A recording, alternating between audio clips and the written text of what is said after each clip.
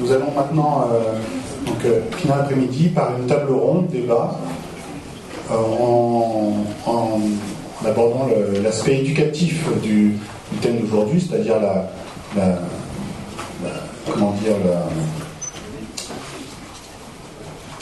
l'objet pour l'enseignant, c'est-à-dire d'essayer d'aborder cette question particulière dite socialement vive qu'est le travail du dérèglement climatique, avec 3 intervenants qui vont donner chacun et chacune leur vision d'une seule et même question que je vais vous livrer maintenant.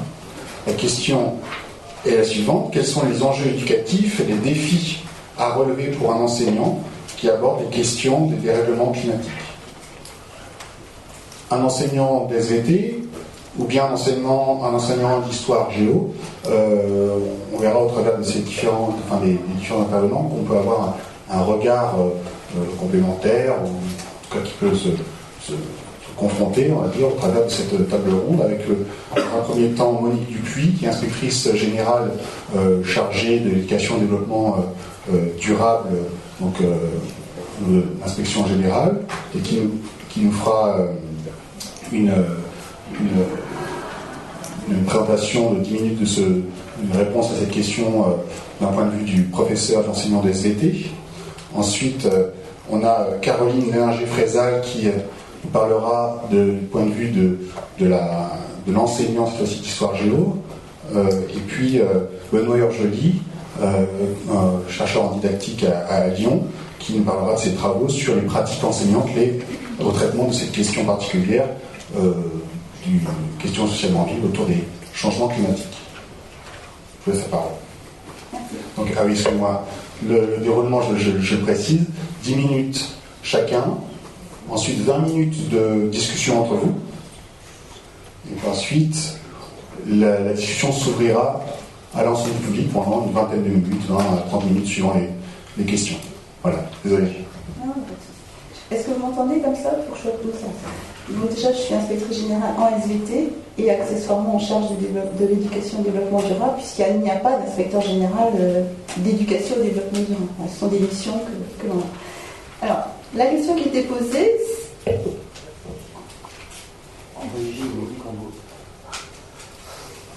Les messieurs qui font comme ça, là-haut. Donc la question qui a été posée, c'est celle des enjeux éducatifs et des défis à relever pour un enseignant qui aborde la question des dérèglements climatiques. Alors moi, ça m'a un petit peu interpellé la notion de dérèglement climatique, parce que, outre le fait qu'on peut débattre assez longtemps, je pense, de ce qu'est un dérèglement climatique, et on l'a vu avec l'intervention très intéressante de M. Picard tout à l'heure, la complexité des choses. Je crois qu'il est important de s'interroger, quand on est enseignant, sur la question qui est la plus pertinente à se poser. Est-ce qu'on est en train de s'interroger sur la réalité d'un changement climatique, sur son rythme? Est-ce qu'on est en train de s'interroger sur les impacts du changement climatique? Et actuellement, effectivement, on s'intéresse plutôt, on questionne plutôt tout cela en termes d'adaptation et d'atténuation. Donc je pense qu'il est important d'avoir cette réflexion que je soumets à vous, que je vous soumets. L'importance de la focale de la question posée, j'y reviendrai tout à l'heure pour l'importance de la problématisation. Alors en termes d'enjeux éducatifs, j'en ai identifié 2 qui sont assez généraux et qui effectivement relèvent un petit peu de la double casquette que j'ai. Je pense qu'un des enjeux, c'est de former des adolescents et des adultes. Alors, vous allez voir, c'est des belles phrases. Après, concrètement, qu'est-ce que ça veut dire? On va essayer de s'y intéresser. Capable de s'approprier les grands enjeux scientifiques et les grands enjeux de société d'aujourd'hui et de demain, mais aussi qu'ils soient conscients de leur responsabilité individuelle et collective. Je crois que cette notion de responsabilité individuelle et collective est un réel enjeu éducatif. Alors c'est vrai qu'en SVT, on y est confronté à différents moments. Je prends l'exemple de la vaccination, en responsabilité individuelle, oui, mais s'il y a moins de 60% de la population vaccinée, le virus circule. Enfin, voilà. Donc c'est dans les risques naturels également. Donc raisonner en termes de responsabilité individuelle et collective me paraît très important, notamment dans cette thématique. De former des futurs adultes qui soient capables de faire des choix, mais des choix informés et raisonnés, de les argumenter, d'en discuter. On impulse de plus en plus dans les établissements scolaires des débats. Alors ça ne veut pas dire qu'il faut faire que des débats et que maintenant on va travailler qu'avec des débats. C'est pas ça du tout. Mais c'est effectivement, les élèves baignent dans un monde de débats comment leur permettre de comprendre que l'opinion que l'on va défendre, elle doit être argumentée, et pour être argumentée, il faut qu'elle soit informée. Et là, il y a un rôle très important, à mon avis, de l'enseignement. Et puis d'en discuter. Et ça, tout ce que je viens d'énoncer n'est pas spécifique de la question du changement climatique ou de ses impacts. Elle s'applique à d'autres domaines en SVT. Et puis le deuxième enjeu éducatif, me semble-t-il, c'est de faire acquérir une culture scientifique au plus grand nombre de citoyens. Pour qu'après, quelle que soit leur profession, leur place dans la société, ils puissent s'y référer, qu'ils aient des repères. Autrement dit, de donner des repères au plus grand nombre. Et effectivement, pour cela, le niveau de classe de seconde est essentiel. Ça, c'est vraiment important. Quel concept, donc on doit vraiment s'interroger, quel concept faut-il maîtriser prioritairement, sur la base de quelles connaissances, quelles compétences, pour que tout citoyen évite de faire des erreurs qui peuvent paraître assez importantes aux spécialistes et surtout qui peuvent avoir des conséquences. Alors, pour les défis à relever, moi j'en ai identifié 3, bien sûr, il y en aurait d'autres, je parle de moi à pas identifier les mêmes, donc ça va être très intéressant si on doit discuter. Pour moi, le premier défi pour un enseignant, c'est d'aborder avec ses élèves une thématique qui a 2 caractéristiques, qui sont celles des questions socialement vives. Elle est largement présente et débattue dans les médias. Les médias présentent énormément de représentations, de courbes, de graphiques, ils font tourner des modèles, ils parlent de scénarios, ils passent d'une échelle de temps à l'autre, d'une échelle d'espace à l'autre. Ça, c'est un défi, ils assènent un certain nombre de vérités. Donc finalement, la question qui se pose derrière tout ça, c'est quel poids de l'enseignement par rapport à ce qui est véhiculé par les médias.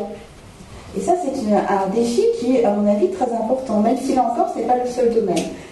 Et puis l'autre caractéristique de cette thématique, c'est qu'elle est source de discussions souvent passionnées dans l'entourage de l'élève. Des discussions qui mêlent des émotions, qui font référence à des valeurs. Et c'est très difficile parfois de trouver sa place quand on est face à une classe qui vous dit « moi je suis pour, moi je suis contre » et où le débat monte, le temps monte assez vite parce que derrière il y a des convictions. Alors encore une fois en SVT, on a un petit peu l'habitude parce qu'avec les problèmes d'évolution, de place de l'homme dans l'évolution de genre, même si c'est pas au programme, voilà. Mais ça me paraît 2 caractéristiques de cette thématique. Alors, face à ce premier défi, je pense qu'il y a vraiment un enjeu fondamental en termes pédagogiques, c'est de faire évoluer les représentations des élèves, les idées reçues et les clichés. On voit très bien quand on est face à une classe, si on ne prend pas soin de mobiliser leur représentation, on va bâtir un certain nombre de choses. On va bâtir des connaissances, des savoir-faire, on va même faire une évaluation, éventuellement sommative, et puis on va être content parce qu'ils auront bien répondu. Mais au final, plus tard, ils vont quand même revenir à leur première idée. Un exemple classique, c'est celui de la contraception. Dieu sait si les enseignants de SVT bâtissent les notions de contraception, ça ne fait rien, c'est l'idée première qui reste. Et dans le domaine des effets du changement climatique, peu importe comment on pose la question, ça me paraît être quelque chose d'important. Donc je pense que de prendre le temps, de mobiliser leur représentation, c'est la fameuse évaluation diagnostique, mais je pense qu'il ne faut rien formater du tout. C'est l'idée de permettre aux élèves de se mettre dans le bain. Permettez-moi la façon simple de parler, mais c'est ça, qu'ils s'interrogent, qu'ils sachent, qu'ils prennent le temps de se dire « mais moi, mon idée là-dessus, c'est quoi ?» Après, quelle que soit la démarche pédagogique qui va être utilisée, c'est important de varier au maximum les approches pédagogiques. Comme ça va faire écho à ce que l'élève aura mobilisé aux questions qui se sera posées, là, effectivement, l'enseignant va pouvoir faire évoluer ses représentations. Et dans des domaines comme ça, où chacun dit son mot là-dessus, ça me paraît vraiment important de donner un temps pour que chacun s'interroge. Alors, les évaluations diagnostiques, on ne va pas en débattre ici, ça peut prendre des tas de formes. Ça ne consiste pas à demander à un élève à réciter une définition. Un élève peut très bien être incapable de vous réciter une définition, mais avoir parfaitement compris un concept, ou assimiler un concept. Et ça ne veut pas dire non plus quelque chose de forcément sophistiqué. On peut le voir déjà simplement par un temps pour s'approprier les choses. Pour répondre toujours à ce premier défi, il me semble important de bien problématiser. Je l'ai évoqué en introduction, on parle de quoi et on se pose quelles questions. On ne peut pas dire qu'on parle des dérèglements climatiques ou du changement climatique. Amener les élèves à vraiment identifier quelques problèmes, passer de leur question à une question scientifique, c'est un enjeu de formation important et c'est un défi pour les enseignants parce que ce n'est pas forcément simple à faire. Et donc finalement, un troisième élément toujours pour ce premier défi, c'est d'outiller les élèves en termes de connaissances solides et de maîtrise de quelques concepts.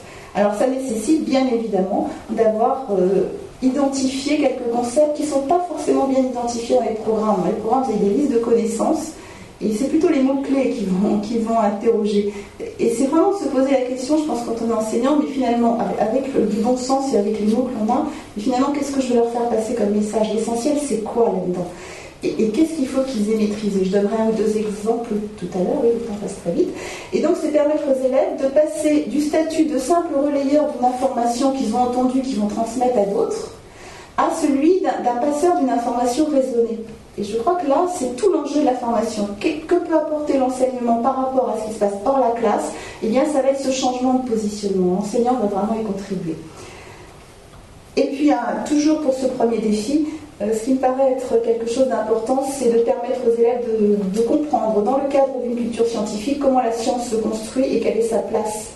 Que la science, à un moment donné, c'est un consensus entre un grand nombre de scientifiques sur la base d'un ensemble de données avérées, testées, soumises en permanence à interrogation. Il y a toujours des gens pas d'accord, mais elles résultent quand même d'un consensus. Et de nouvelles données vont être prises en compte, confrontées à l'état actuel, enfin à l'état de la science à un moment donné, et vont pouvoir être intégrées et faire évoluer. Si tout le monde déjà comprenait ça, je crois qu'on aurait fait un grand pas. Ce serait plus les scientifiques se trompent, ils ont raison, vous voyez bien, il y en a qui disent ça, l'autre qui disent...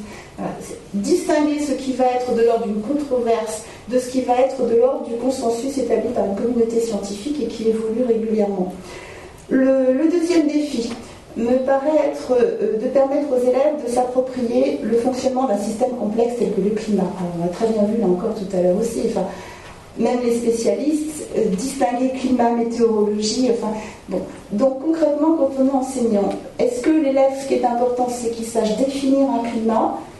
Personnellement, je ne le pense pas, mais je peux me tromper, on peut en débattre. Pour moi, ce qui est important, c'est qu'il ait compris qu'il y a un fonctionnement en réseau, qu'il ait compris qu'il y a des interactions. On a la même ambition avec la biodiversité. Tant qu'on présente la biodiversité comme une collection d'éléments, oui, certes, c'est intéressant, mais une collection, j'enlève un morceau, il ne se passe pas grand-chose, sauf si ce morceau est intéressant. Enfin, je caricature, mais pourquoi c'est embêtant si j'enlève un morceau? Parce que tout est relié. Et cette histoire d'importance de l'interaction, d'apprendre aux élèves à faire fonctionner un système où les éléments sont reliés par des actions, des interactions, faire passer la notion de feedback me paraît quelque chose d'essentiel pour qu'ils puissent à minima comprendre ces histoires d'influence d'un facteur sur un climat, manier différentes échelles. Leur permettre d'acquérir des connaissances solides et de maîtriser des concepts clés, je l'ai évoqué tout à l'heure, la notion d'enveloppe par exemple. Comprendre aussi le principe des modélisations, qu'une modélisation elle repose sur un état de connaissance actuel et qu'un modèle ça évolue en permanence en fonction de nouvelles données. Ça c'est quelque chose d'important, c'est pas figé.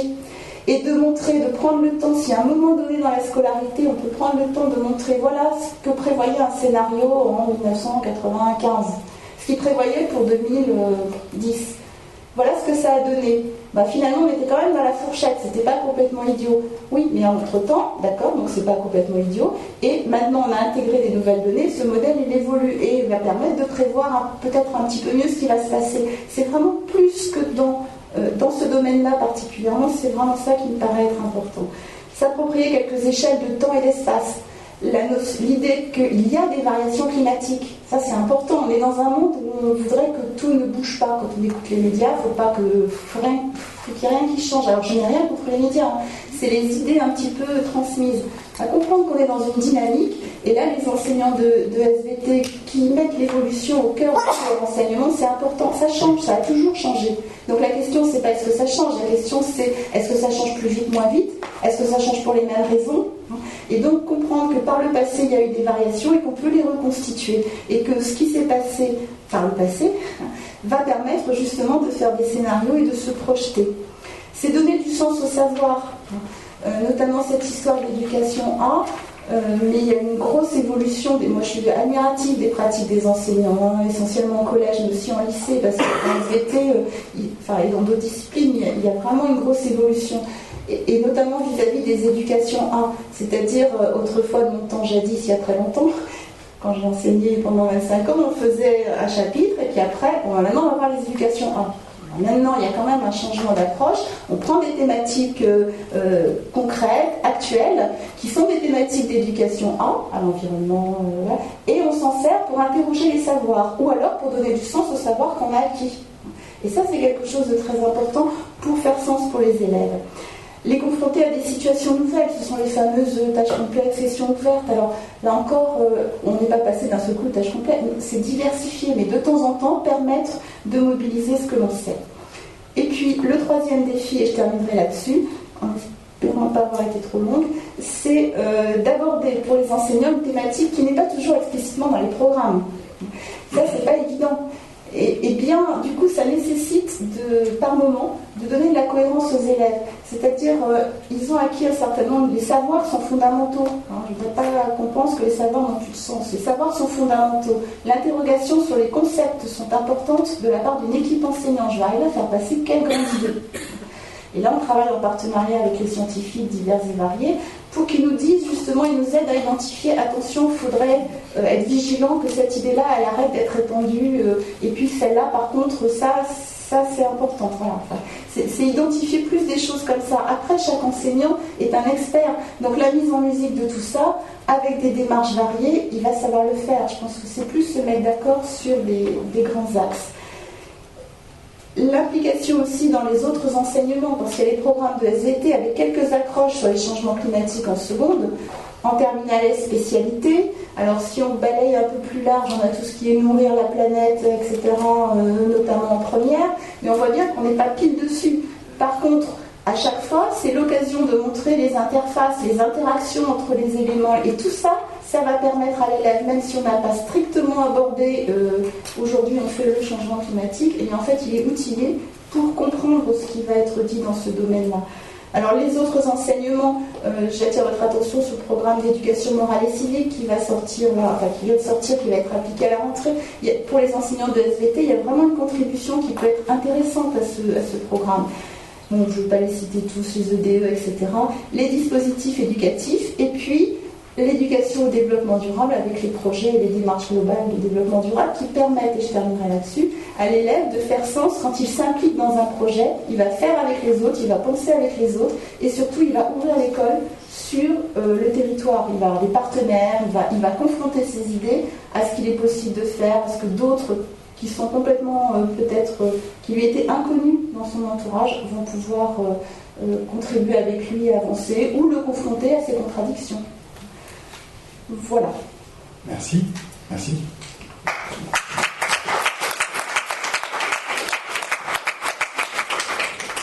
On passe la parole à Caroline Méninger-Frézal pour la vision des géographes ou des historiens géographes sur cette question.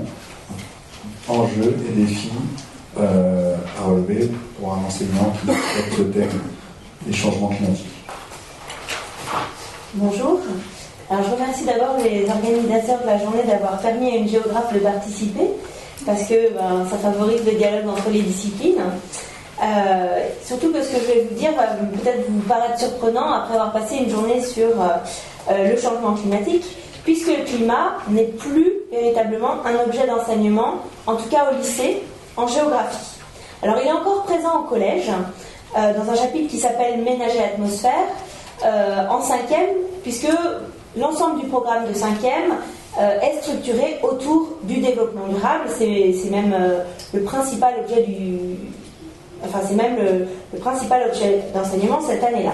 Alors historiquement, le climat faisait partie des bases de la géographie, c'est-à-dire que dans chaque cycle, en 6e en collège et en seconde en lycée, ça faisait partie de ce qu'on appelait la géographie régionale, qui donnait les bases de la géographie, qui était censée donner les bases de la géographie physique et humaine aux élèves, pour ensuite aborder des questions un peu plus complexes dans les années suivantes.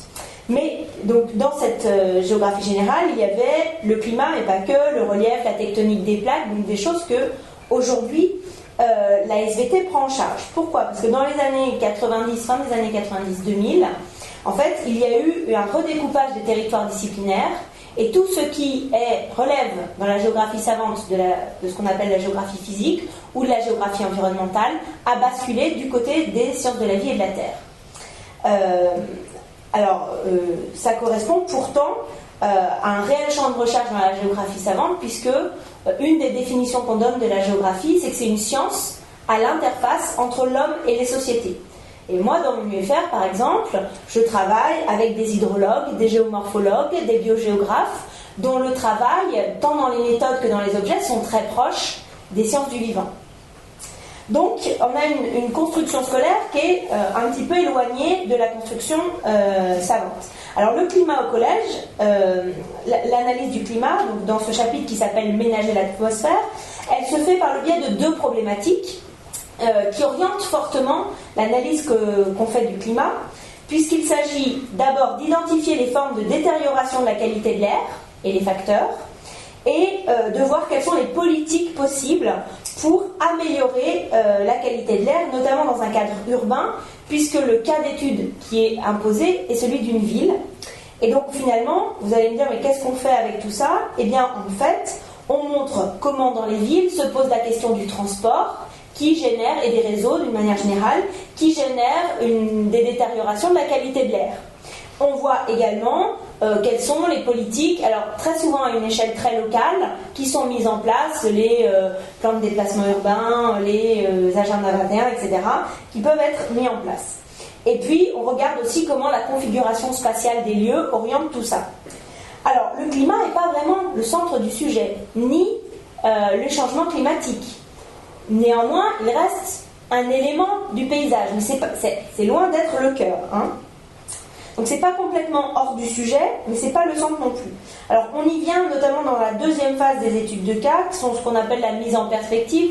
C'est le moment d'institutionnalisation de la leçon, où on demande de situer les pays émetteurs de gaz à effet de serre, donc les pays les plus polluants, et de voir comment les pays se positionnent par rapport aux réglementations alors de l'Union européenne et puis par rapport aux grands accords mondiaux. Le souci, c'est qu'on n'entre pas dans les explications des phénomènes climatiques et météorologiques. C'est-à-dire qu'à aucun moment, les facteurs physiques nécessaires à la compréhension des enjeux de la situation étudiée ne sont abordés. Alors, c'est même non recommandé dans les ressources EduScol. Ça pose problème parce qu'on voit certaines dérives behavioristes, c'est-à-dire que finalement la solution c'est que tout le monde prenne le bus et le train, et en fait même si dans la réalité il n'y a pas de bus et le train dans les zones nouvellement urbanisées, ça pose pas de problème, voilà. Et puis l'autre remarque que ça amène, c'est que cette manière de traiter le sujet est un peu est assez conforme finalement à la formation des historiens géographes aujourd'hui, puisque les cohortes d'étudiants qui sortent sont à entre 95 et 98% des historiens qui ont fait très peu de géographie, qui n'ont pas fait pour la plupart de géographie physique, et donc cette manière de traiter la question, quelque part, peut être vue comme un truchement, c'est-à-dire on n'arrive pas à sauter l'obstacle, on le détourne, puisque de fait, il y a un problème de formation.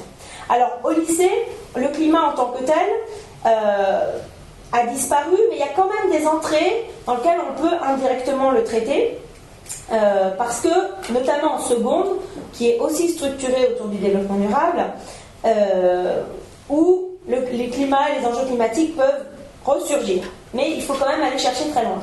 Alors, il y a un thème, par exemple, sur l'enjeu énergétique, mais qui n'est pas vraiment traité sous l'angle des enjeux climatiques. C'est-à-dire qu'on pose la question de la disponibilité des ressources énergétiques, la dimension géostratégique de ces ressources, leur gestion, et on cite notamment dans la fiche EduScol les impacts écologiques. Mais c'est très large, les impacts écologiques des ressources énergétiques. Et donc là aussi, peut-être qu'au détour d'une leçon, la question du climat va apparaître, mais ce n'est pas le cœur. Dans le thème sur la ville et le développement durable, on retrouve le même type de problématique que celle en 5e, c'est-à-dire comment les enjeux du transport, des réseaux urbains peuvent être source de dégradation pour la qualité de l'air. Il y a un troisième thème qui est celui de l'Arctique, qui s'appelle « Les mondes arctiques, une nouvelle frontière sur la planète », où là, la dimension climatique est peut-être un peu plus présente, puisqu'il s'agit de montrer comment cet espace est fragile, sensible aux fluctuations climatiques, Mais paradoxalement, c'est aussi un espace qui est étudié sous un angle géopolitique. Et donc, il s'agit aussi de voir comment la fonte des glaces va favoriser l'émergence de nouvelles routes commerciales et donc comment les États vont s'approprier les ressources et les routes commerciales qui vont découler de la fonte des glaces. Donc, on n'est pas seulement dans une perspective d'interrogation de l'homme et son environnement et des questions que ça pose en termes de changement climatique. On est aussi sur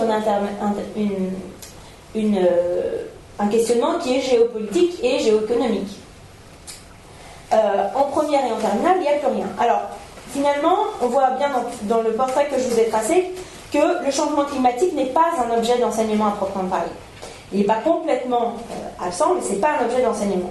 Et c'est encore moins une question socialement vive en tant que telle, c'est-à-dire dans l'analyse des programmes, dans l'analyse curriculaire, il n'est pas pensé comme une question socialement vive. Alors, d'où la difficulté à dialoguer, notamment avec les SVT.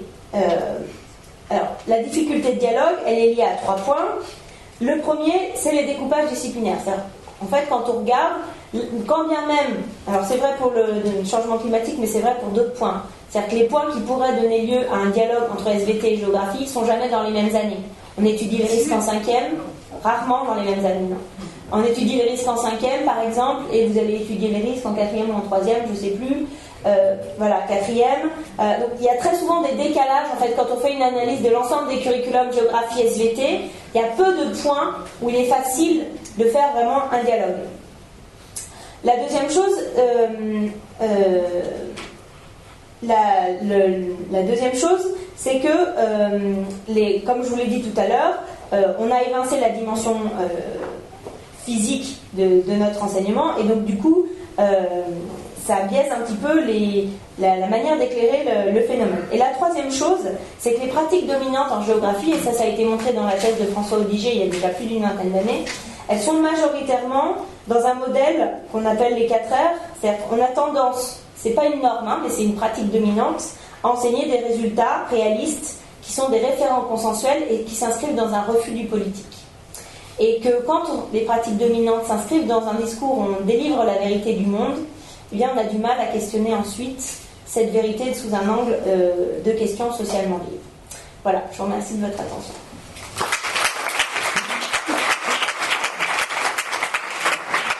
Ça parle maintenant à Benoît Urgely pour le regard didactique. Ouais, ça change de milieu, elles ont tout dit. Alors, donc après vous avoir appliqué la tectonique des plaques, quand vous appliquez l'effet de serre, si j'ai bien compris. Merci Claude Alain. Voilà, donc moi ça va être assez rapide puisque je crois qu'il y a beaucoup de choses sur lesquelles je voulais insister, notamment cette histoire du refus du politique qui est quand même une des dimensions d'une question socialement vive qui pose problème. Alors, mon discours, je vais le construire sur la base de ce que j'ai pu observer dans les classes pendant des enquêtes que j'ai menées dans les années 2005, 2006, 2007, à l'époque où le programme d'éducation au développement durable a invité les enseignants à prendre en charge la question du changement climatique, et puis aussi ce que j'avais vu avant, indirectement, lorsque je travaillais pour le dispositif planétaire, à répondre aux questions des enseignants sur les difficultés qui remontaient du terrain, de la mise en œuvre de la démarche expérimentale sur un objet dont on a parlé ce matin, qui ne se prête pas vraiment à la traditionnelle démarche d'expérimentation, en tout cas pas comme on aurait pu le vouloir en injectant du CO2 dans un bocal et en mettant un thermomètre à l'intérieur. Alors, d'après moi, pour répondre à la question posée des défis que pose cette question des changements climatiques, pour moi, il y a 3 défis qui sont hautement pédagogiques. C'est des questions, à mon sens, et des défis qui sont liés au fait que notre forme scolaire traditionnelle est une forme essentiellement disciplinaire et que la certification des compétences au baccalauréat est basée sur 2 attentes, à mon sens, certainement que Monique nuancera, mais la capacité à restituer des savoirs, la capacité à expliquer, à traiter et à organiser les connaissances, et puis, à mon sens, il en manque une, pas clairement explicitée dans les attentes, mais qui l'est de manière beaucoup plus claire à la suite des résultats de l'enquête PISA dans la pédagogie allemande, et notamment pour toutes les disciplines, qui est la capacité, vérifier la capacité que l'élève a à justifier de manière autonome son jugement, à tirer des conclusions, à élaborer une interprétation, à construire une évaluation, et donc à être capable de réfléchir sur un problème et d'imaginer une solution. C'est-à-dire, ça voudrait dire qu'on aurait au bac des questions du genre imaginer une solution pour résoudre tel ou tel problème après l'avoir analysé et identifié. Donc les Allemands sont, je mettrai à disposition tous ces articles qui sont extrêmement intéressants, on le voit sur le manuel scolaire de la classe de terminale en histoire, je ne me souviens plus quel demandeur, mais donc voilà. Il y a ce problème de la certification. Alors, revenons sur les trois défis qui sont, à mon sens, liés au fait que les trois caractéristiques des questions socialement vives, c'est qu'elles sont, complexes. C'est des questions extrêmement complexes, je vais revenir. 2, elles sont expertisées, c'est-à-dire qu'il y a une interrelation entre le scientifique et le politique. Certains diront une instrumentalisation, on pourra en parler. Et 3e point, elles sont, Monique l'a dit, médiatisées. Chacune de ces dimensions-là fait que, pour l'enseignant, c'est un défi particulier. Alors, le premier, la dimension de la complexité, ça suppose, bien entendu, de comprendre ce qu'est la pratique scientifique, qu'est-ce que la modélisation, qu'est-ce que cette activité sociale particulière qui est gérée par des règles, des valeurs et des normes, qui permet de produire des connaissances qui sont valables à un instant, mais qui sont susceptibles d'évoluer, qui sont entachées d'incertitudes, de doutes. Il y a donc une nature des sciences, et cette complexité-là, on ne peut la comprendre que si on a quelques notions d'épistémologie sur la nature des sciences. La modélisation, bien entendu, étant la pratique scientifique centrale qui me paraît fondamentale, avec son approche probabiliste, la prévision du lendemain, du futur, sur la base du présent et du passé. Ça, c'est une dynamique, une démarche qu'il est, à mon sens, assez difficile de ne pas prendre en charge si on veut traiter ces questions socialement vives. Alors, Denise Orange dit, d'accord, mais attention, le problème de cette complexité sur la question du changement climatique, elle est dangereuse puisque ça donne à la question climatique une dimension immédiatement anthropique qui fait que les enfants ou les enseignants pourraient passer à côté de la présentation des climats à plus grande échelle de temps. Si on se concentre que sur le problème de la responsabilité de l'homme dans le changement climatique, on risque, c'est un risque, elle demande d'être vigilant là-dessus, je ne suis pas persuadé que c'en soit un, mais c'est un risque de ne se centrer que sur la part de responsabilité de l'homme dans le changement climatique actuel, à venir, et puis des années passées, et donc de rater toute une dimension de notre discipline qui en fait son identité, qui est la capacité à gérer des cycles longs, à parler d'espace et de temps qui dépassent la dimension humaine. La deuxième dimension d'une question socialement vive, comme celle du changement climatique, c'est qu'elle est expertisée et que donc, au-delà de la démarche d'investigation, il y a une demande politique d'action, une demande d'action citoyenne aussi. Il y a des projets politiques derrière la question du changement climatique, et le plus gros, bien sûr, c'est le projet de développement durable, qui est controversé, pas dans les pays occidentaux, mais en Amérique du Sud, par exemple. La Colombie ou le Brésil refusent le terme de développement durable, puisque le modèle de développement durable, c'est pour un modèle typiquement occidental qui ne va mener qu'à l'échec. Donc il y a un projet politique, et que ce lien entre science et politique mériterait en tout cas d'être discuté dans un contexte d'enseignement. Le dernier point, le dernier défi, c'est que, comme le disait Monique, c'est une question médiatisée, c'est-à-dire qu'elle fait l'objet de circulation sociale de savoir, mais aussi de valeurs, et que peut-être qu'il serait intéressant, dans ce que tu appelles l'évaluation diagnostique en début d'enseignement, de soumettre les élèves à ce qu'on appelle, nous, une épreuve de l'altérité, c'est-à-dire leur montrer qu'il existe d'autres façons de penser cette même question, qui ne se basent pas que sur des connaissances, mais qui se basent aussi sur des représentations de la place de l'homme dans la nature. Si vous êtes anthropocentré, ou écolo-centré, pour faire une ligne dualiste entre deux positions sur la place de l'homme dans la nature, vous n'allez pas avoir la même vision du changement climatique et de la place de l'homme dans ce dossier et de la manière de le résoudre. On le voit dans les débats des élèves, les derniers que j'ai suivis dans les lycées lyonnais, notamment à Vénissieux, montrent qu'il y a des tensions entre les élèves, entre ceux qui pensent que le plus important c'est de préserver les emplois et de préserver la nature humaine, et d'autres qui pensent que le plus important c'est de ne pas mettre des éoliennes de partout puisque ça menace les espèces, notamment les espèces marines et les oiseaux. Donc c'est donc des connaissances qui sont très spécifiques et qui à mon sens sont plutôt de l'ordre de la valeur. Alors du côté de ce qui se fait dans les classes, ce que l'on a pu constater par nos enquêtes, c'est que il y a une diversité de positionnement des enseignants lorsqu'ils parlent du changement climatique. Et une diversité de positionnement qui dépasse leur discipline. On a regardé SES, Histoire Géo, SVT, Philosophie et Sciences physiques et chimiques. On constate qu'il y a 3 positions chez les enseignants. J'en avais parlé ici en 2010, je vais les rappeler rapidement. Il y a ceux qui refusent de parler de problèmes politiques, de controverses, qui disent il y a un programme, moi mon travail c'est d'appliquer un programme, donc j'exclus tout débat sur la question, j'ai une posture qu'on appelle nous de neutralité exclusive. Moi, mon programme c'est physique-chimie, on l'entendait souvent, moi je dois apprendre la physique du rayonnement, voilà mon travail. Ensuite, les élèves se feront eux-mêmes leur opinion, donc on décharge la responsabilité de la prise de position sur les élèves, ce qui est extrêmement compliqué. Une autre position qui était forte en 2006, ça mériterait d'être réanalysé maintenant, on est quasiment 10 ans plus tard, qui était le militantisme enseignant, bien connu chez les profs de SVT à l'époque, notamment avec la sortie du film d'Al Gore qui avait conduit certains collègues à mettre en place des séquences lourdes où on allait voir le film et puis ensuite on gravait des DVD, puis on invitait les élèves à ramener ça chez eux, à montrer à leurs parents pour diffuser. J'ai vu ça dans une copie d'agrég interne où l'enseignant, le candidat écrivait notre mission d'éducation au développement durable, c'est de faire de nos élèves des soldats verts aguerris. Cette posture militante, elle existe, elle est visible, peut-être moins maintenant, tant que le soufflet est un peu retombé.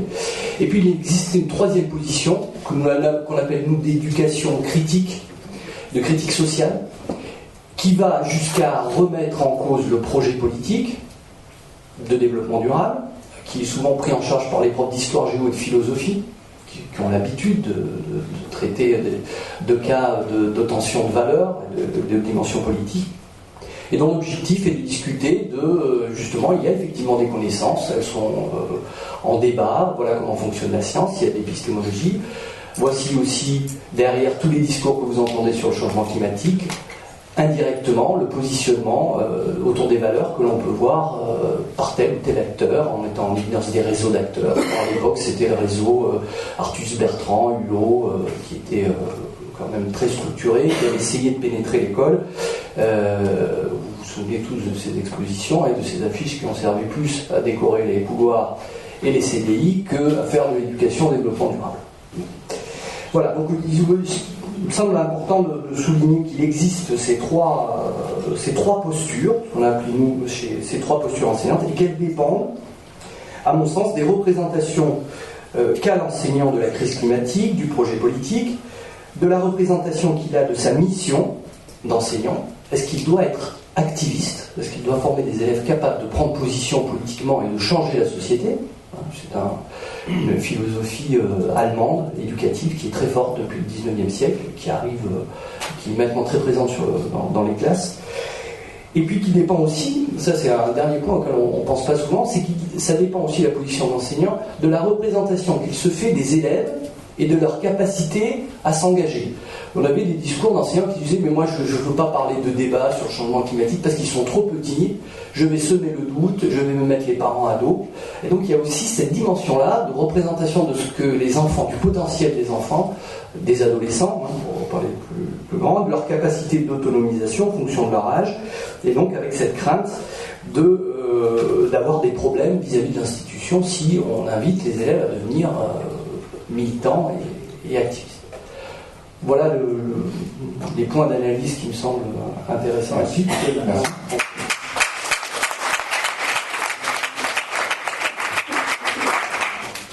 C'est maintenant la confrontation. Je ne sais pas si les uns et les autres voulaient réagir à ce qui a été dit. On vous laisse un temps, une vingtaine de minutes, si vous voulez interagir entre vous. Je voudrais juste rajouter quelque chose pour commencer par rapport à ce que vient de dire Benoît en termes d'engagement d'enseignants. C'est vrai que c'est un défi aussi pour un enseignant, sur des thématiques comme ça. Jusqu'où doit-il faire? Quelle part de sa personnalité, de ce qu'il pense? Alors là, les choses sont très claires dans les enseignements. On ne doit pas enseigner des choix. On doit vraiment outiller les élèves pour qu'ils puissent faire leurs choix. Ça, c'est très important. Alors, il faut distinguer deux choses, je pense, qui va relever des enseignements proprement dit, et puis ce qui peut relever des projets dans lesquels les élèves vont être confrontés à l'action, effectivement. Là, ça peut être un petit peu différent. Mais dans les enseignements, c'est bien outiller les élèves pour qu'ils fassent des choix qui soient informés, raisonnés.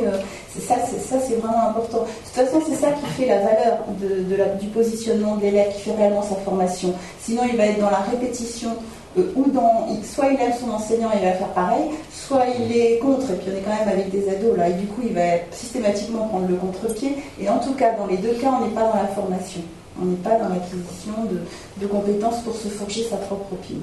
C'était une première réaction. Et puis une deuxième peut-être, c'était à propos de la complémentarité entre SVT, histoire et géographie. On voyait très bien, vous l'avez très bien souligné, la position effectivement extrêmement anthropocentrée de la géographie, et les SVT ont vraiment de l'importance pour resituer ça dans une échelle de temps beaucoup plus importante, qui permet de questionner peut-être autrement, de problématiser autrement. Ça, c'est aussi quelque chose qui est frappant, ces échelles de temps qui ne sont pas les mêmes, puisqu'en géographie, on est souvent sur des échelles de temps beaucoup plus courtes, et nous, on va travailler des échelles de temps parfois très longues. On va combiner les différentes échelles de temps. Et ce matin, cet après-midi, on a très bien vu aussi que ça relativise beaucoup de choses. Suivant l'échelle de temps que l'on prend, on ne parle pas de la même chose. D'où l'idée de bien savoir de quoi on parle quand même à chaque fois. Mais la complémentarité, elle est importante, et elle est vraiment, il faut jouer, je pense que ça vaut le coup de jouer là-dessus, parce que l'élève, lui, il entend tout, et c'est difficile pour lui de faire la cohérence entre tout ça. Il ne va pas forcément relever où sont les nœuds. Donc, moi, j'aurais bien voulu réagir sur la dimension collective que vous avez soulignée au départ, l'idée que la responsabilité était individuelle et collective. Parce que cette dimension collective, je pense qu'elle est très mise à mal dans l'enseignement actuellement. Je vais prendre un exemple qui est celui de l'empreinte écologique, où alors ça a été un outil qui a été très développé, surtout dans le primaire, mais on l'a vu aussi en collège, où finalement, même si vous mangez bio, n'utilisez jamais votre voiture, n'achetez que des vêtements développement durable, n'avez pas de clim à la maison, pas de piscine, enfin bref, si vous êtes un vrai éco-citoyen, de toute manière en vivant en France, vous ne descendrez pas en dessous de 3 ou presque. Donc c'est un indice qui mesure le nombre de planètes qu'il faut. Alors je ne vais pas rentrer dans la composition de l'indice qui de toute manière est très contestable. Mais de fait, rien que le fait de vivre dans une société qui a fait un certain nombre de choix, le fait que nos routes soient goudronnées, que notre électricité provienne des centrales nucléaires, etc., fait que, montre bien la limite de la responsabilité individuelle, quoi, et des choix qui sont de l'ordre des choix collectifs. Et on a du mal, j'ai l'impression, en tout cas en histoire-géographie, on a du mal à traiter cette dimension collective. On voit bien, et c'est très vrai dans les manuels scolaires, qu'il y a sur certains aspects une forme de dérive behavioriste où ce qui va répondre aux enjeux, aux problèmes, ça va être les éco-gestes. Ce qui est une partie de la solution, mais on ne peut pas s'arrêter là. Pour comprendre, on ne peut pas s'arrêter là. Et cette dérive-là, on la voit aussi dans les travaux de quelqu'un comme Monsieur Robert Vincent Joule, qui a développé ce qu'on appelle la manipulation librement consentie, où il développe des projets dans les classes qui amènent les élèves à porter, comme exactement ce que Benoît a montré tout à l'heure, ça amène en fait les familles à faire des éco-gestes, parce qu'il y a tout un processus psychologique où ça amène en fait la famille à s'engager. Mais il parle quand même de manipulation, le terme est pour moi très fort et absolument pas neutre. Et donc on en vient à utiliser les enfants pour que les familles changent de comportement. Ce ce qui pose à mon avis des vraies questions éthiques éthique et puis aussi de la place de l'enseignant. Est-ce que l'enseignant sait, comme l'a dit l'un des enseignants que tu citais de l'agrégateur, est-ce que c'est vraiment d'instrumenter les élèves pour qu'ils aillent éduquer leurs parents? Voilà. Est-ce qu'on n'est pas là pour éduquer l'enfant pour lui-même et pour son avenir? Voilà, ça pose problème. Je pense qu'on ne se comprend pas très bien. Parce que quand je parle de responsabilité individuelle et collective qui me semble être un enjeu majeur, c'est justement à 100 lieues des éco-gestes et de la contamination de l'entourage. C'est prendre conscience que ce que l'on fait s'inscrit dans un collectif. Et effectivement, il y a des décisions qui sont collectives, mais les élèves sont des futurs citoyens, ils pourront participer à différents niveaux. Donc c'est important que cette dimension... je suis sûre qu'on parle de la même chose. On s'était bien compris, mais ce que je voulais dire, c'est que la dimension collective est difficilement prise en compte dans les pratiques de classe que j'ai pu observer ou dans les analyses des manuels scolaires. C'est-à-dire que très souvent, le questionnement a du mal à prendre en charge cette dimension collective. Voilà. Je pense que déjà d'avoir conscience qu'on s'inscrit dans un collectif et d'avoir, non pas en termes de c'est bien, c'est mal, ou il faut faire ça, ou il ne faut pas faire ça, mais sur quelques exemples, non pas avec un but de dire ce qu'il faut faire, c'est complètement contre-productif, ça n'a pas d'intérêt, mais à quelques exemples bien choisis, de montrer que ce qu'on fait, il y a ce qu'on voit, il y a l'impact que l'on voit, et puis il y a ce que l'on ne voit pas sur la question, c'est plus en termes d'enjeu, d'arriver à se situer, à aider le jeune à se situer dans un contexte qui est géographiquement, spatialement et temporellement beaucoup plus vaste. C'est surtout pas en disant faut faire ça, et surtout pas en disant... je pense qu'il faut bien distinguer ce qui va être du rôle de l'enseignant de ce qui va pouvoir se faire dans des temps périscolaires notamment. C'est un petit peu toujours je pense qu'il est important là-dedans, parce qu'il y a un tas de partenaires qui vont intervenir, chacun son rôle, mais vraiment toujours de se demander ce qui relève de la spécificité de l'enseignant.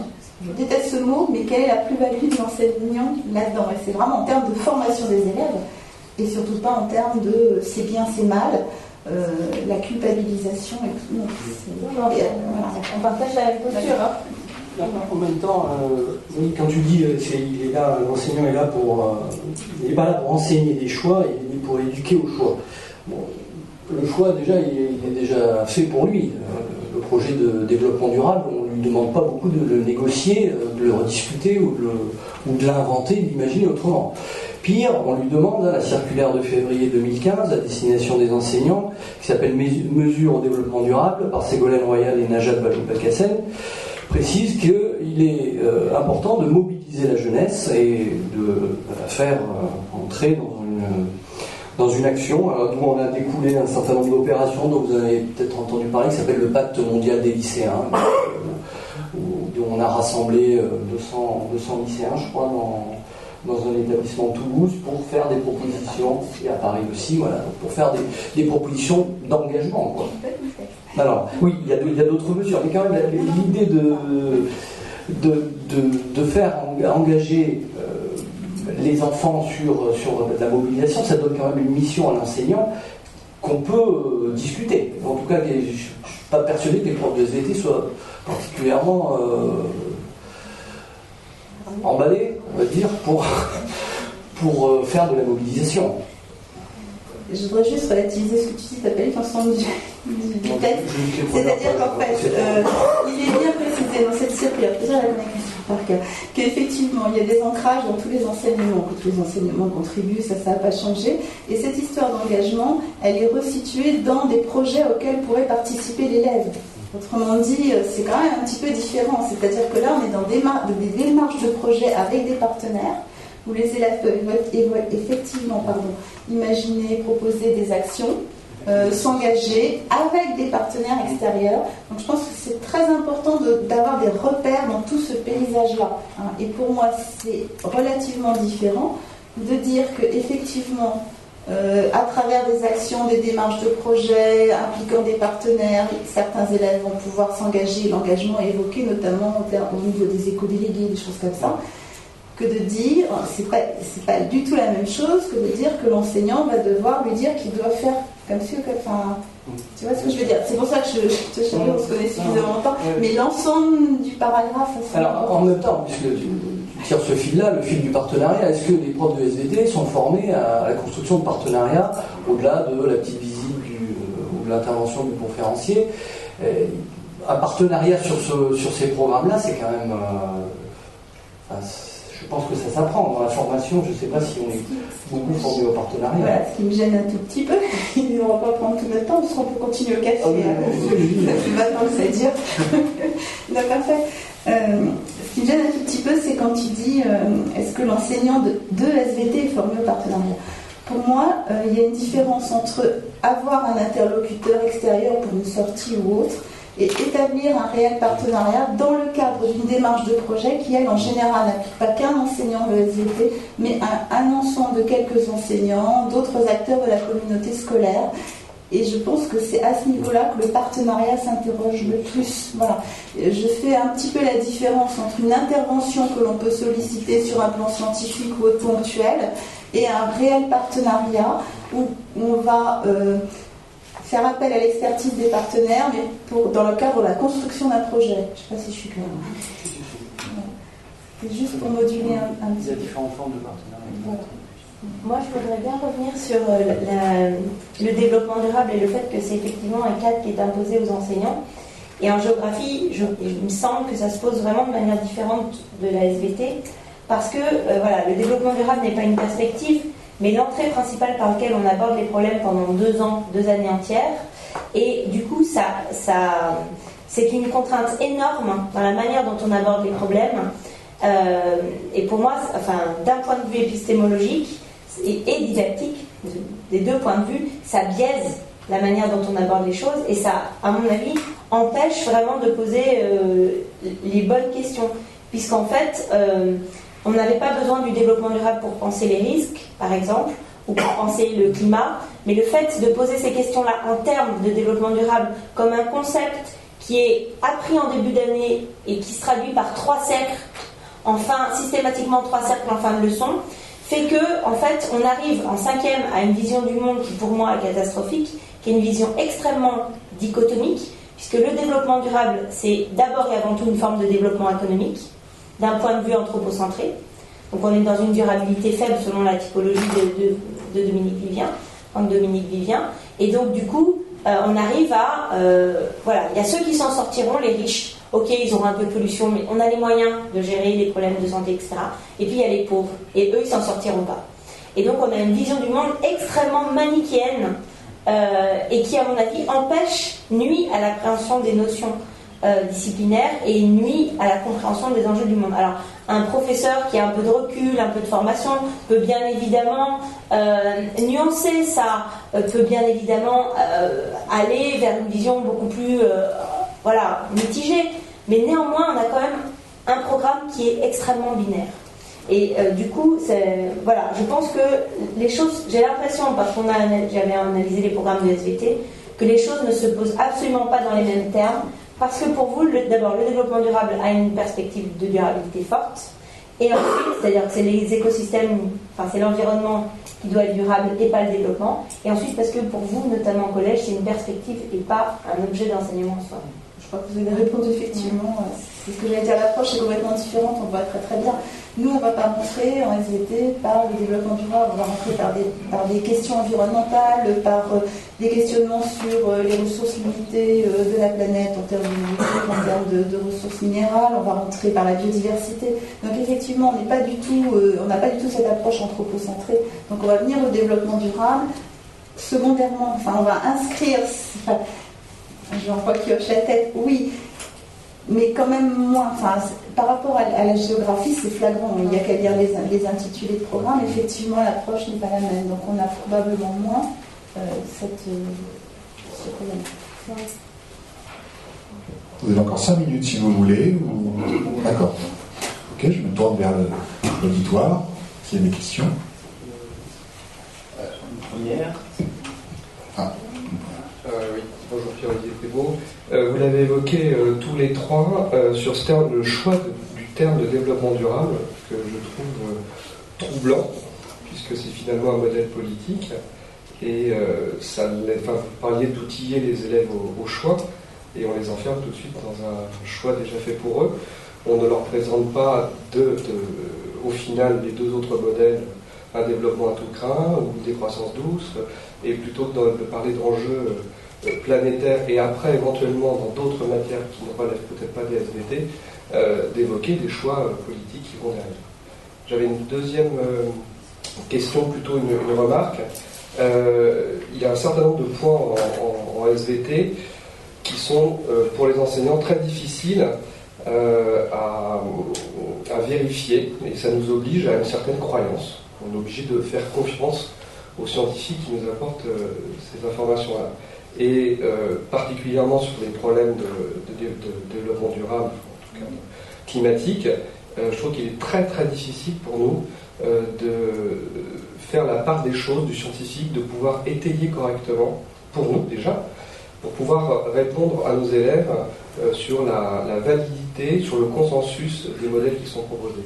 Aussi convaincu que l'on puisse être, je trouve ça très difficile. Je voulais répondre à la question. Pour la deuxième, il faudra que vous précisiez avec des exemples, parce que pour la première, c'est pas le développement durable, c'est de l'éducation. Et maintenant, c'est revenu le terme environnement, vous savez, il bouge beaucoup. C'était EEDD, après ça a été EDD, on a enlevé le E d'environnement pour pas laisser penser qu'on n'est que sur l'environnement. Voilà, puis maintenant on le remet. Donc c'est de l'éducation à l'environnement et au développement durable. C'est quand même un tout petit peu différent. Et alors, vous allez peut-être dire que je joue sur les mots, mais dans le terme éducation, pour moi, ça n'exclut absolument pas, bien au contraire, l'idée d'aborder d'autres choses, enfin d'autres modèles de développement, enfin de confronter justement les choses. Pour moi, l'éducation, elle a pour objectif justement de faire réfléchir sur des possibles. Donc j'en ai peut-être une lecture un peu moins restrictive. Je vais peut-être laisser mes collègues répondre, et puis après on reviendra sur votre deuxième question sur les SVT. Non, bon.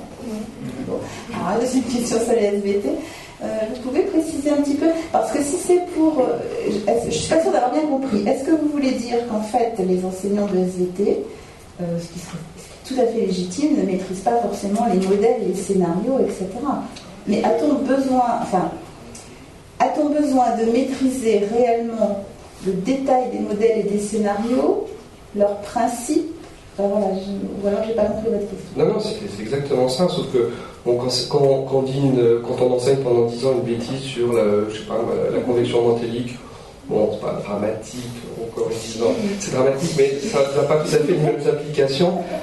Et là, justement, puisque vous évoquiez des choses qui relèvent de l'affect et de ce qui se passe dans les familles, les élèves arrivent avec leurs propres croyances, et nous, ce que l'on peut leur apporter relève également d'une croyance, puisqu'on va faire confiance à un certain nombre de gens sur des choses qu'on n'a pas pu vraiment vérifier, parce que la technicité est trop forte pour pouvoir les appréhender correctement. Alors, là, je serais peut-être un tout petit peu moins d'accord dans le débat, c'est-à-dire que c'est ce que j'évoquais tout à l'heure. À un moment donné, à un temps T, la science, elle résulte d'un consensus quand même entre un grand nombre de scientifiques. Alors moi, je ne parlerai pas de croyance, à la limite de confiance, peut-être, croyance me paraît être un terme... moi, je ne poserais pas ça en termes de croyance dans ce que racontent les scientifiques. Confiance peut-être, mais vraiment avoir la notion, faire comprendre à un élève qu'effectivement, quand on arrive à proposer des scénarios de modalités d'évolution du climat ou de la température ou autre, d'abord il y en a une certaine diversité, ce qui les perturbe, mais qui correspond bien à un fait scientifique, il y a un champ des possibles, mais que ça résulte d'un consensus quand même entre un très grand nombre de scientifiques et de données qui sont sans arrêt réinterrogées, confrontées au modèle, me paraît quand même être important en termes de formation pour les élèves, mais dans ce qu'est la science quand même. En faisant attention à faire passer l'idée que c'est le plus grand nombre qui a toujours raison. Non, mais en faisant passer l'idée que c'est quelque chose de pensé, de mesurer, de tester en permanence et de construire, et qui évolue. Et qu'à un moment donné, il faut bien qu'il y ait un état qui soit fait. Mais pour moi, c'est vraiment différent de croyance. Je voudrais juste répondre aussi sur cette dernière remarque. c'est quand même embêtant, à mon avis, de postuler ça en termes de croyance, parce qu'on est vraiment dans une posture relativiste. Or, quand même, il y a une différence entre la science et la croyance. Quand on est sur des questions socialement vives, il y a une partie des choses qui sont établies. Par exemple, on sait ce que c'est qu'un OGM, en gros.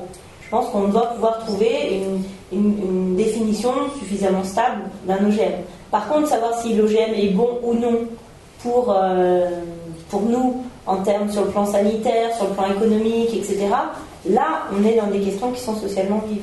Et donc, il y a quand même, à la base, un certain nombre de choses qui sont scientifiquement établies. C'est ça que je veux dire. C'est quand on est sur les questions qui mobilisent les valeurs que la frontière est floue. Oui. Et la science, elle fait quand même état de données. Enfin, il y a des mesures. Après, c'est exactement ce que je vous avais dit. Hein. C'est-à-dire que tout va être après dans l'interprétation qu'on peut en faire et dans l'usage qu'on va en faire. Il y a quand même un état des lieux à un moment donné. Mais à partir du moment où on ne peut pas l'évaluer nous-mêmes, vous parliez de confiance, c'est exprès que j'ai utilisé le mot de croyance, hein, parce que bon. Là, j'ai pas de solution. Une question ? D'ailleurs, je crois que l'affaire Allègre sur cette histoire-là, il y avait ça aussi. C'était si la communauté des climatologues est montée au créneau en demandant à la ministre de prendre position, c'est je pense qu'elle avait peur d'une perte de confiance sociale, parce que comment on estime qui a raison, qui a tort, aidez-nous, parce qu'on a une peur de perdre le contrat social de confiance qu'on a depuis le XVIIe siècle. Donc ça, c'est intéressant à discuter, ça aussi, avec les gens. Ça discute de la place des sciences en société, et donc de l'expertise aussi, de son lien avec la politique. Sous l'Académie des sciences commande, quel est son lien avec la ministre. C'était intéressant à étudier cette affaire-là, d'un point de vue sociologique, et des relations entre acteurs. Bonjour, alors je suis professeure de SVT en lycée et mère d'un enfant qui vient de terminer sa 5e. Et c'est un point important parce que j'ai détesté le programme de géographie. Je vous remercie de votre magnifique analyse, mais j'ai trouvé atroce. Surtout en commençant... en fait, si on pouvait sauter le premier chapitre, ça serait peut-être plus intéressant. Mais ce premier chapitre, je pense, perd tout à fait les enfants. Ils ne comprennent pas d'abord, c'est quand même des enfants de 5e. Ce grand, c'est très loin, c'était horrible. C'est horrible, et moi, mes élèves de seconde, je trouve qu'ils en ont encore des séquelles, en fait. Si vous commencez à dire biodiversité, tout de suite, ils s'effondrent en disant « Ah, on va encore faire de l'EDD ». Je ne sais pas, mais moi, je l'ai vécu. Et je suis aussi d'accord avec cette vision hyper anthropocentrée, puisque j'ai fait biodiversité, j'ai dit exploration, je leur ai demandé à quoi ça sert pour vous les explorations. J'aurais aimé qu'ils me disent connaissance, et ils m'ont dit c'est pour savoir comment nous on peut utiliser la planète, à quoi ça peut nous servir pour le développement durable. Et là, je peux le dire que je me suis énervée en fait.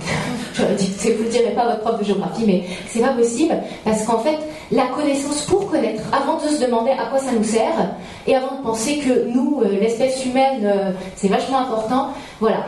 Je suis d'accord encore une fois avec votre analyse. Si on pouvait faire de l'EDD sans jamais utiliser le terme, ça serait magnifique. Je pense qu'en fait, en réalité, on l'a longtemps fait, mais cette appellation, c'est terrible. C'est terrible parce qu'effectivement, on l'impose à nos élèves, parce qu'ils ont cette vision. Vous avez tous parlé de problèmes socialement vifs. J'ai rarement vu et vécu ça dans mes classes comme étant quelque chose de socialement vif. La vaccination, complètement. Au moment de la grippe contre H1N1, j'ai eu le droit à des débats enflammés. On pourrait beaucoup discuter sur la place de tout ce qui est les sites internet et de notre rôle à nous de leur apprendre à avoir une vision critique. Mais alors, sur l'environnement, pas grand-chose. Et enfin, encore une fois, je ne sais plus lequel l'a dit, ce rôle du collectif, quand les rares élèves étaient emballés, ils me disaient de toute façon, ça ne sert à rien. Je peux bien trier mes affaires, trier mes déchets. De toute façon, c'est pas difficile, il suffit de regarder les états machin, les états trucs, etc. Ça ne sert à rien. Et je sais pas très bien quoi leur dire. Et c'est vrai que j'aimerais bien retrouver ma casquette de professeur de biologie, qui fait de la biologie, qui leur apprend à découvrir le monde, et qui accessoirement fait du développement durable, mais sans jamais parler développement durable, parce que ça s'inscrit pour moi vraiment dans un enseignement de biologie. Mais je crois qu'à formater et à imposer cette vision-là, on a en réalité beaucoup perdu nos élèves. C'était ma gros coup de gueule parce que c'était vraiment une impression. Voilà, après, voilà, dans les vécus, après ça donne, en vécu, quand on demande à nos élèves, pour vous c'est quoi la biodiversité? Et une élève, bon, pas très fut-fut, qui me répond, c'est la biodiversité, c'est bio, c'est pur, c'est les shampoings. Voilà, donc on a une vision, c'est du vécu, hein, je me permets pas d'inventer. À côté de cet énervement, je sais que l'Académie de Versailles a cette année organisé une sorte de pré-COP21 avec des élèves. Et comme je reste en réalité très confiante, j'aimerais bien savoir si pour l'année qui arrive, on aurait des projets dans lesquels on amène nos élèves, cette fois de manière vraiment formatée dans cette optique de COP21 et de réflexion, mais vraiment, vous voyez, pour le coup, détaché de l'enseignement et ensuite retourner à un enseignement de bio où on ferait encore une fois de l'EDD, mais sans jamais leur dire qu'on fait de l'EDD. Merci. Je suis sûre d'avoir tout compris à la fin. Pour l'histoire, enfin, ce que vous évoquez à propos de l'Académie de Versailles, en fait, c'était 3 académies franciliennes, hein, Paris, Versailles, Créteil, qui ont participé à une simulation de négociations climatiques à grande échelle, comme la circulaire préconise de le faire, a priori, dans tous les établissements, à différentes échelles, hein, bien évidemment. Alors, l'enjeu de ça, je pense qu'il faut vraiment le penser en termes de formation des élèves. C'est-à-dire que pour qu'ils participent à une simulation, il faut qu'ils se mettent dans la peau de tel ou tel acteur, et du coup qu'ils s'approprient un certain nombre de connaissances, scientifiques au sens très très large du mot scientifique, hein, de connaissances sur, je ne sais pas, le pays qu'ils vont représenter, son économie, enfin, et de tout ça, qu'ils retirent de quoi argumenter. Donc en termes formateurs, c'est extrêmement intéressant. Après, on peut discuter longtemps de l'emballage, voilà, mais en termes de formation, je pense que c'est important de mettre l'accent là-dessus, de même que quand la circulaire dit que les débats doivent être organisés dans tous les établissements scolaires, du primaire au lycée. Il faut voir le débat en tant que formation des élèves à débattre. Donc je pense que c'est important. Votre deuxième question, je ne suis pas sûre d'avoir bien compris, c'est quelle possibilité d'emmener des élèves à la COP hors d'un cadre scolaire? La question était de savoir si là, à la rentrée, jusqu'au déroulement de la COP21, il y aurait d'autres choses proposées comme ça qui sortiraient du cadre un petit peu juste du lycée pour les élèves et les professeurs. Bien sûr, alors il faut vous rapprocher de vos coordonnateurs académiques d'aider, parce qu'il y a tout un tas de mesures qui sont organisées à propos de la COP21 avec des déplacements d'élèves, d'ailleurs les inscriptions sans ce moment, enfin voilà, il y a à différentes échelles, des visioconférences, il y aura une journée des scientifiques à la COP21 qui devrait être relayée par visioconférence dans un certain nombre d'académies. Il y a quelque chose autour du film de La glace et le ciel aussi qui présente la vie de Claude Lorius et qui montre comment la science se fait. Enfin, il y a beaucoup de choses, mais là ce serait trop long à parcourir. Donc effectivement, soit vous allez sur le site académique des coordonnateurs EDD, soit vous vous rapprochez d'eux. Mais pour toutes les académies, il y a des choses prévues. Mais je pense qu'il faut, enfin, il y a la COP21, ça c'est gros morceau, mais il faut s'inscrire dans le temps, et on voit que la difficulté de tous les projets, les démarches de projet, c'est justement de s'inscrire dans le temps. Mener une action, avoir un objectif, c'est relativement facile, non, mais ça s'envisage. Envisager ça à long terme pour tout un décor d'élèves, enfin, c'est plus difficile à penser. Je ne sais pas si j'ai répondu à votre question. Moi, je voudrais réagir aussi par rapport à ce que vous avez dit sur les élèves de seconde. En fait, on constate, mais je ne l'ai pas encore vraiment mesuré, mais j'ai énormément de retours d'enseignants, qu'arrivant en seconde, quand l'enseignant annonce le thème en géographie de l'année, c'est « Oh non, encore !» Déjà en cinquième, parfois il y a ce type de réaction quand ils en ont beaucoup fait en primaire. En fait, c'est pas des restes de la cinquième, c'est qu'en seconde, on remet une couche. En fait. Alors après, la différence entre la cinquième et la seconde, c'est qu'il y a une dimension critique qui est vraiment inscrite dans les programmes et les enseignants sont vraiment encouragés à cette dimension critique. On est vraiment beaucoup moins sur une vision manichéenne du monde et on est moins sur une vision de la durabilité faible, comme je l'ai dit en cinquième. Mais le fait que ce que vous dites, qu'il aborde la biodiversité sous un angle ressourciste, c'est normal, puisque dans une vision anthropocentrée du développement durable, l'environnement n'a pas d'autre valeur que ses valeurs utilitaires.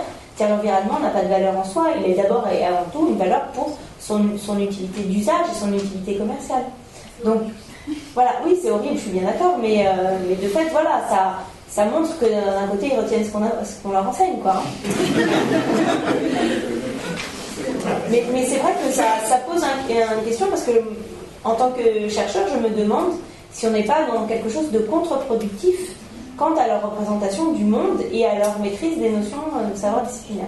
Mais voilà, j'ai pas mis en place de dispositif méthodologique qui permettrait vraiment de le mesurer, de le constater. Voilà. Bon, en complément, on peut déplacer le problème, c'est-à-dire pas rentrer avec un affichage, mais poser des questions concrètes sur des situations concrètes qui font appel à un événement dans les médias, à un fait, à quelque chose. Et on va aboutir exactement à la même chose en termes de formation. Donc, je pense que c'est pas buter sur les mots. Je reviens sur la réflexion que tu avais faite tout à l'heure sur les croyances et comment on fait pour ne pas tomber dans ce travers-là. On ne trouve que ce qu'on cherche. On a eu il n'y a pas longtemps dans les médias, en particulier à la télé, à partir des mesures de pollution avec le fameux ballon qui est dans le parc Brassens, un affichage d'Airparif en disant qu'il y avait à tel moment une pollution aussi importante que s'il y avait je ne sais plus combien de fumeurs dans une pièce. Alors moi je suis quand même allé chercher, le problème il est là, c'est d'aller chercher les informations là où on peut les trouver. Et c'est pas forcément très simple pour avoir des éléments solides.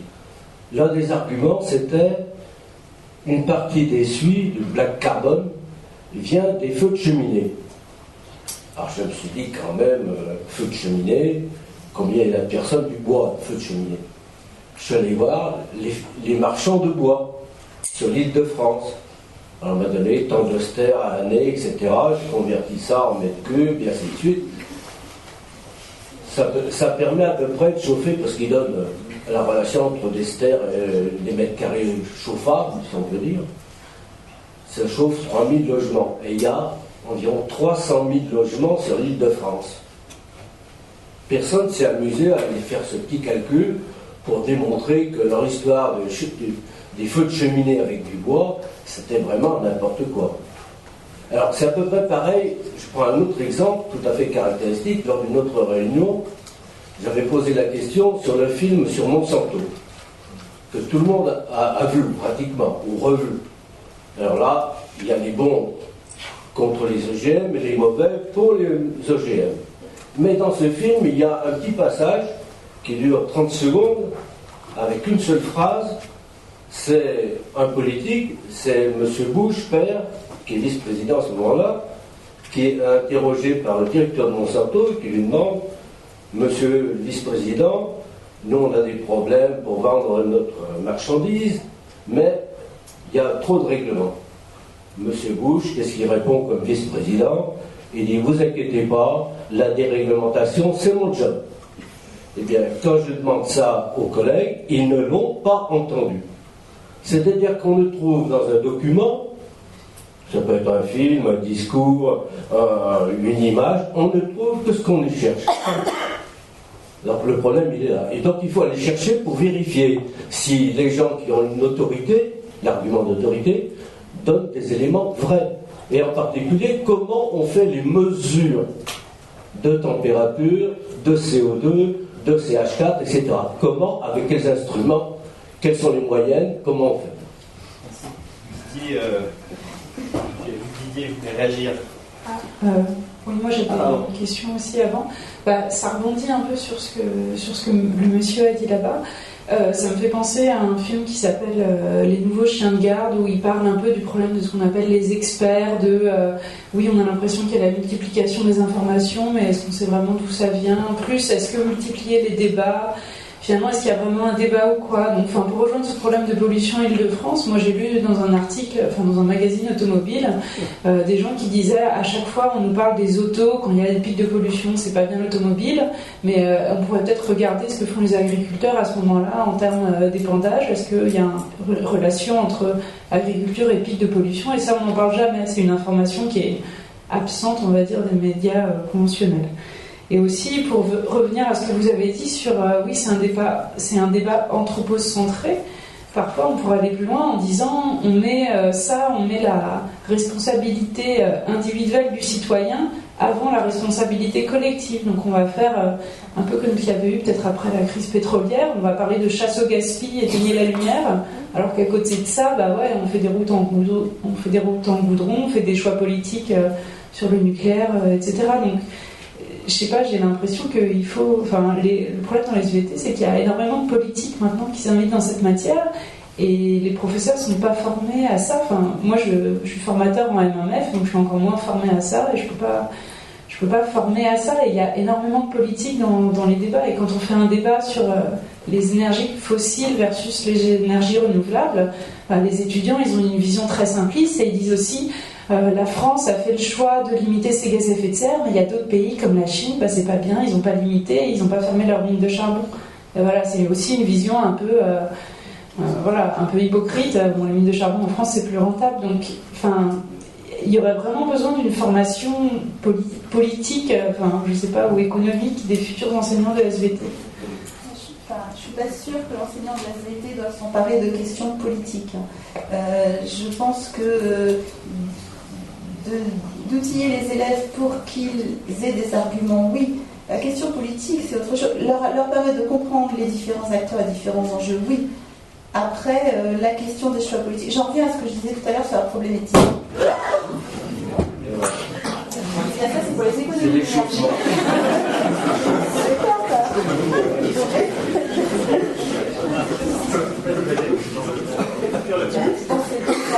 Désolé.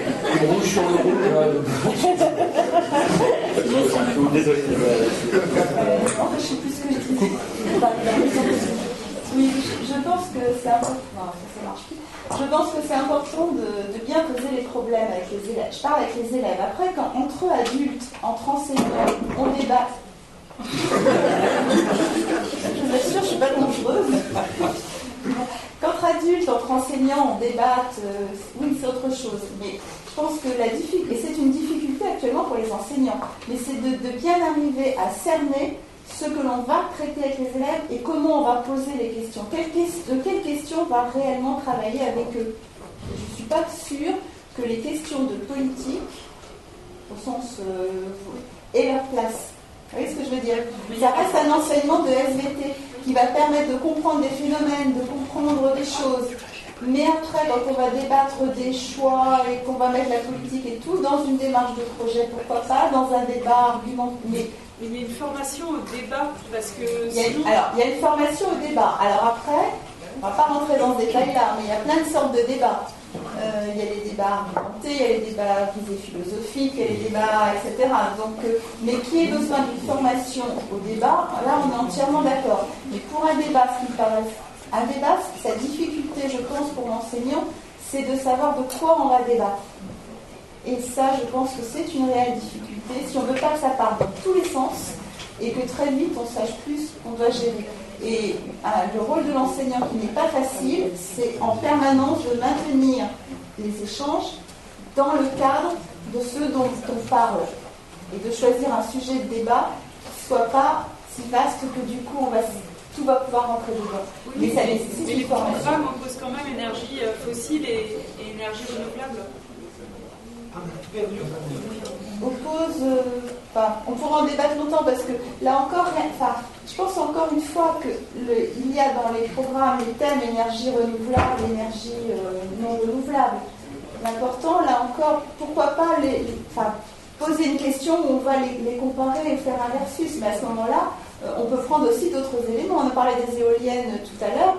Il y a un problème actuellement avec les terres rares qui sont nécessaires pour faire les super aliments qu'il y a dans les têtes des éoliennes. Je pense que l'important, c'est de faire comprendre que c'est pas si simple que ça, qu'il y a différents facteurs qui interviennent. C'est pas forcément d'apporter. Je sais bien que c'est beaucoup plus facile à dire qu'à faire. Confronter au problème.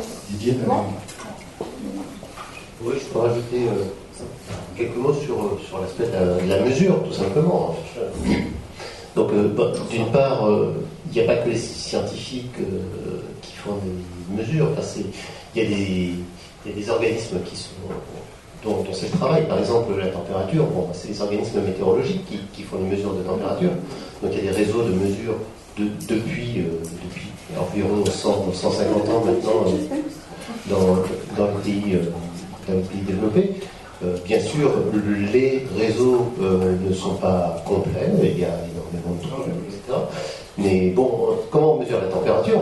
Avant tout avec un thermomètre. C'est pas plus compliqué que ça. Donc, pas par les rayonnements. Comment? Pas par les rayonnements. Non, on mesure la température de surface avec un thermomètre, certes un peu plus. Il n'y a pas quelqu'un qui vient. Maintenant, c'est automatisé, c'est transmis par. Oui, évidemment, par un thermomètre pour mesurer la température. Ça, c'est les mesures directes. Après, il y a tout un tas d'informations qui permettent d'assimiler les données satellites, etc., pour faire la prévision. Mais quand on parle de mesures de température, c'est les mesures de Météo France. Pour la France, c'est les mesures des réseaux météorologiques dans le monde entier. C'est les mesures qui sont faites sur des bateaux avec des thermomètres aussi, on plonge dans l'eau. Après, les appareils de mesure ont tous leurs problèmes, spécificités. Avec quel maillage? Alors, on va peut-être passer. Des mesures, c'est ça, François. Je suis tout à fait d'accord. Mais c'est un métier à part entière. Oui, on va peut-être, comme on a un petit peu dépassé le temps, on laisse la parole à Caroline qui voulait peut-être intervenir sur l'aspect politique. Oui, voilà, je veux juste réagir sur l'aspect politique de la collègue qui a parlé tout à l'heure du raisonnement politique. Je pense que par définition, une question socialement vive est de nature politique, mais pas de nature politicienne. Il ne s'agit pas de droite, gauche, écolo, PCF, PS, mais de politique au sens premier du terme, c'est-à-dire qui pose la question de l'engagement, enfin des décisions sociales, des décisions de gouvernance de la cité, quoi. Et quand on est sur ces questions socialement vives, dont le réchauffement climatique fait partie, oui, on est dans le politique. Après, le fait que vous disiez que vous sentez un besoin de formation, etc., quelque part, moi j'ai envie de dire c'est un peu normal, puisque en fait ça amène à un changement de posture dans la part de l'enseignant, puisqu'en fait l'enseignant n'aura pas de réponse sur ces questions socialement vives, et en fait ça l'amène à être dans la guidance, dans un autre rôle, et cet autre rôle-là il ne peut pas être tout le temps. Parce que pour penser les questions socialement vives, il faut aussi avoir des notions disciplinaires, sinon on est condamné à rester sur les représentations initiales, qui sont souvent source d'erreur. Donc voilà, c'était juste pour réagir face à votre intervention. En tant qu'enseignant, puisque moi aussi j'ai été enseignante en ZEP, on n'est pas formé à ça. Mais ça fera partie dans les années à venir du bagage de l'enseignant. En Master 9, ça viendra. Merci pour cette note d'optimisme. Merci beaucoup. On va arrêter là. Merci aux trois intervenants.